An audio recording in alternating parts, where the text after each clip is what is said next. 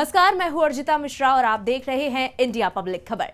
जिस पल का तमाम सियासतदानों को लंबे वक्त से इंतजार था, उसका आखिरकार आगाज हो गया है।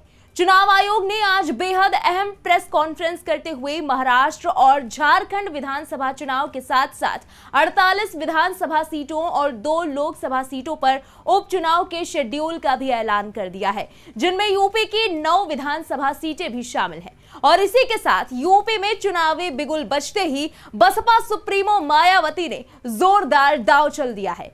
बसपा सुप्रीमो ने एक बार फिर अपने फैसले पर मुहर लगा दी है, तो वहीं बसपा सुप्रीमो पर सपा सांसद ने तगड़ा पलटवार किया, जिससे उपचुनाव के यलगार के साथ साथ चढ़ता सूबे का सियासी पारा लगातार बढ़ता जा रहा है।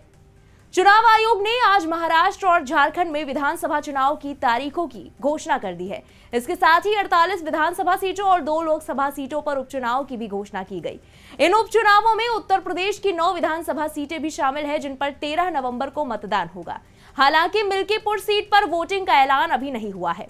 वहीं चुनाव की तारीखों के ऐलान के बाद बसपा सुप्रीमो मायावती ने बड़ा ऐलान किया, जिसके बाद एक बार फिर सियासी उथल पुथल मच गई है और जनता के साथ साथ समाजवादी पार्टी की तरफ से भी इस पर जमकर रिएक्शन सामने आए हैं। इलेक्शन कमीशन द्वारा चुनाव की तारीखों के ऐलान को लेकर बसपा सुप्रीमो मायावती ने अपने एक्स हैंडल से पोस्ट करते हुए लिखा, भारत निर्वाचन आयोग द्वारा महाराष्ट्र और झारखंड राज्य विधानसभा आम चुनाव के लिए तारीखों की आज की गई घोषणा का स्वागत है। चुनाव जितना कम समय में तथा जितना पाक साफ अर्थात धन बल और बाहुबल आदि के अभिशाप से मुक्त हो उतना ही बेहतर है, जिसका पूरा दारोमदार चुनाव आयोग पर ही निर्भर है। वहीं आगे बसपा सुप्रीमो ने अकेले चुनाव लड़ने की बात दोहराते हुए लिखा कि बीएसपी इन राज्यों में अकेले ही चुनाव लड़ेगी और ये प्रयास करेगी कि उसके लोग इधर उधर ना भटके, बल्कि पूरी तरह बीएसपी से जुड़कर परम पूज्य बाबा साहेब डॉक्टर भीमराव अंबेडकर के आत्मसम्मान और स्वाभिमान कारवां के सारथी बनकर शासक वर्ग बनने का अपना मिशनरी प्रयास जारी रखे। वहीं उपचुनाव को लेकर भी बड़ी घोषणा करते हुए बसपा सुप्रीमो ने लिखा कि यूपी में 9 विधानसभा की सीटों पर हो रहे उपचुनाव में भी बीएसपी अपने उम्मीदवार उतारेगी और ये चुनाव भी अकेले ही अपने बलबूते पर पूरी तैयारी और दमदारी के साथ लड़ेगी। वहीं बसपा सुप्रीमो के इस पोस्ट पर जनता का मिला जुला रिएक्शन देखने को मिला।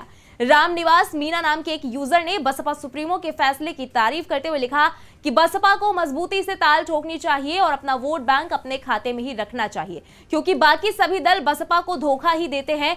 वो बसपा का वोट तो ले लेते हैं पर अपना वोट बसपा को नहीं दिला पाते। वहीं एक यूजर ने लिखा कि ये सपा वाले ही ये सब करते हैं बहन जी, जरा उनका ध्यान रखना, लेकिन आप वो जीतने के लिए उन्हीं से गठबंधन कर लिए थे पिछले चुनाव में।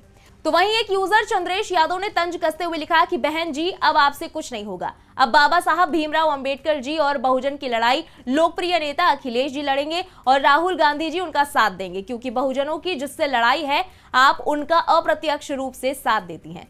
राहुल नाम के एक यूजर लिखते हैं कि अयोध्या के मिल्कीपुर सीट पर चुनाव की घोषणा नहीं हुई है, इस पर तो कुछ नहीं बोला, ना बीजेपी से सवाल किया, इतना क्यों डरती है मायावती। इसके अलावा एक अन्य यूजर ने यह भी लिखा कि इन सभी जगहों पर जाट नहीं है, फिर हार का ठीकरा जाटों पर फोड़ना है या किधर, ये भी बता दीजिए पहले ही, क्योंकि जिस समाज पर हार का ठीकरा फोड़ना है वो पहले ही सचेत रहे।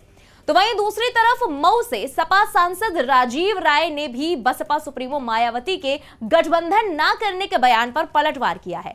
आपको यहां याद दिला दें कि हाल ही में हरियाणा में इनेलो के साथ गठबंधन के बावजूद एक भी सीट ना जीतवाने को लेकर की गई समीक्षा बैठक के दौरान मायावती ने एक ऐलान किया था, जिसमें उन्होंने कहा कि बहुजन समाज पार्टी आगामी किसी भी चुनाव में किसी भी पार्टी के साथ गठबंधन नहीं करेगी।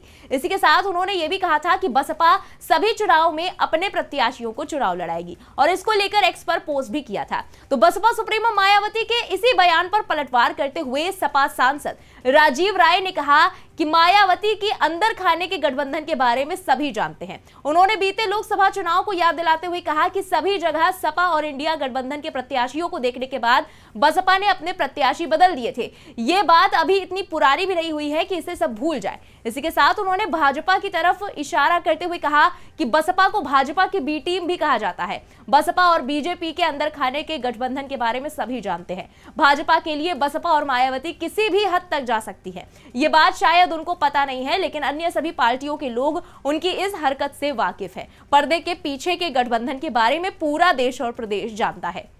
यहां गौर करने वाली बात है कि लोकसभा चुनाव में बेहद खराब नतीजों के बाद बसपा के नेशनल पार्टी के दर्जे को बनाए रखने के इरादे के साथ बड़ी ही उम्मीदों से हरियाणा चुनाव में BSP supremo Mayawati Indian National Lokdal के साथ अलायंस कर रही थी।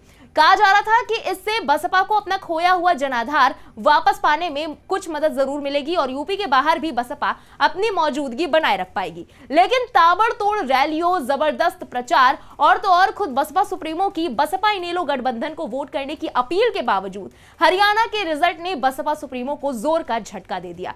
वही हार से पहले तक इनेलो के साथ आगे भी हर चुनाव लड़ने के दावे करने वाली बसपा सुप्रीमो ने यूपी उपचुनाव से पहले ही बड़ी अनाउंसमेंट करके हर किसी को चौंका दिया था कि बसपा आगे के चुनावों में किसी भी पार्टी के साथ गठबंधन नहीं करेगी। इसके अलावा बीजेपी, एनडीए, कांग्रेस और इंडिया गठबंधन से दूरी पहले की तरह ही बरकरार रहेगी। यहां तक कि क्षेत्रीय पार्टियों से भी डिस्टेंस बसपा मेंटेन करने वाली है। बात करें आगामी चुनाव की तो उत्तर प्रदेश में 10 में से 9 सीटों पर 13 नवंबर को उपचुनाव होने हैं, जिनमें कानपुर नगर की सीसामऊ, प्रयागराज की फूलपुर, मैनपुरी की करहल, मिर्जापुर की मझवा, अंबेडकर नगर की कटहरी, गाजियाबाद सदर, अलीगढ़ की खैर, मुरादाबाद की कुंदर की और मुजफ्फरनगर की मीरापुर सीटें शामिल है। तो वही अयोध्या की मिल्कीपुर सीट पर फिलहाल चुनाव नहीं होगा।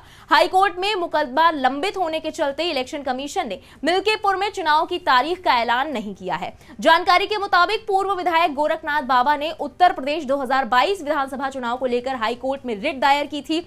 मिल्कीपुर सीट सपा नेता अवधेश प्रसाद पासी के इस्तीफे के चलते खाली हुई है। उन्होंने लोकसभा चुनावों में फैजाबाद संसदीय सीट से सपा के टिकट पर जीत दर्ज करने के बाद यूपी विधानसभा की सदस्यता से इस्तीफा दिया था। वहीं सपा ने सांसद अवधेश प्रसाद के बेटे अजीत प्रसाद को मिल्कीपुर से अपना प्रत्याशी बनाया है। इसके अलावा झारखंड में विधानसभा की 81 सीटों के लिए 2 चरणों में 13 और 20 नवंबर को वोट डाले जाएंगे, जबकि वोटों की गणना 23 नवंबर को होगी। पहले चरण के लिए 43 सीटों पर वोट डाले जाएंगे और दूसरे चरणों में बची हुई 38 सीटों पर वोटिंग होगी। तो वही महाराष्ट्र की सभी 288 विधानसभा सीटों पर एक साथ वोटिंग होगी। यहां 20 नवंबर को वोटिंग होगी और 23 नवंबर को नतीजे घोषित कर दिए जाएंगे। हर चुनाव का रिजल्ट 23 नवंबर को ही घोषित किया जाएगा। बहरहाल हरियाणा में गठबंधन और आकाश आनंद का भी जादू ना चल पाने के कारण बसपा सुप्रीमो की हताशा और लगातार कमजोर हो रहे पार्टी के वोट बैंक के मद्देनजर अब देखना अहम होगा कि क्या एक बार फिर एकला चलो की राह पर निकल पड़ी बसपा सुप्रीमो के लिए ये उपचुनाव में रास्ते साफ होते हैं, क्योंकि 2024 के लोकसभा चुनाव में भी मायावती ना तो बीजेपी के एनडीए गठबंधन के साथ थी और ना ही कांग्रेस के इंडिया गठबंधन के साथ, और नतीजे किस तरह बसपा के अगेंस्ट रहे वो भी जग जाहिर है। और ये उपचुनाव बसपा के लिए आर या पार का दाव इसलिए भी बना हुआ है क्योंकि 2027 के विधानसभा चुनाव के फाइनल मैच से पहले इस उपचुनाव के सेमीफाइनल से कहीं ना कहीं भविष्य की तस्वीर भी साफ होने लगेगी। ऐसे में यह मौका बसपा सुप्रीमो के लिए अभी नहीं तो कभी नहीं वाला बनकर सामने आया है। फिलहाल इस स्पेशल रिपोर्ट में बस इतना ही। इस पूरे राजनीतिक विश्लेषण पर आपकी क्या राय है, कमेंट में लिखकर अपनी राय जरूर बताएं। देश और दुनिया की बाकी खबरों के लिए बने रहें इंडिया पब्लिक खबर के साथ। हमारे YouTube चैनल को सब्सक्राइब करें, बेल आइकन दबाना बिल्कुल ना भूलें।